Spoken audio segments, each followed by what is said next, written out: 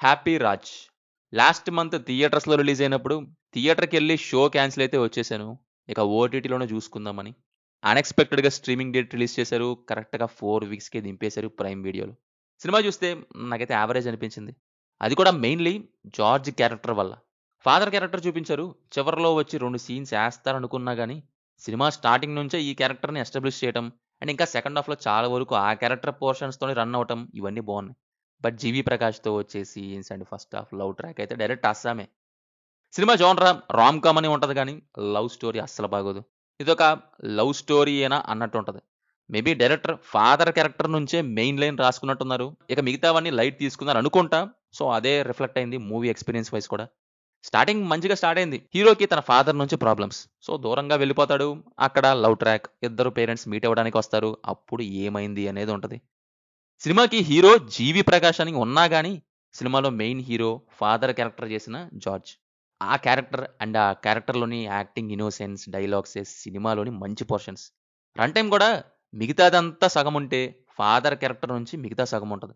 So, ఆ character నుంచొచ్చే half of the movie ఎక్కింది నాకు. ఆ క్యారెక్టర్ స్క్రీన్ మీదకొచ్చినా, మాట్లాడినా, ఆ క్యారెక్టర్‌లోని ఇన్నోసెన్స్ కానీ, సహాయం చేయటం గానీ, ఎక్కడ పుట్టామో మర్చిపోకూడదనే ఆలోచన గానీ, ఇలా చాలానే ఉంటాయి ఆ క్యారెక్టర్ నుంచి, పోర్షన్స్ నుంచి. అవన్నీ నచ్చాయి నాకు. It's like simple character, proud and happy type అనమాట. ఇక్కడ హ్యాపీ ఫాదర్ క్యారెక్టర్ నుంచి మిగతాదంతా అన్‌హ్యాపీయే మరి. Very artificial love track. 2 minutes chat గుంట ఫ్లాట్ లాగా. హీరో వచ్చాడు. అమ్మాయి వచ్చి ఎవరిని లవ్ చేసిద్ది? ఇంకెవరిని? హీరోనేగా అన్నట్టుంటది.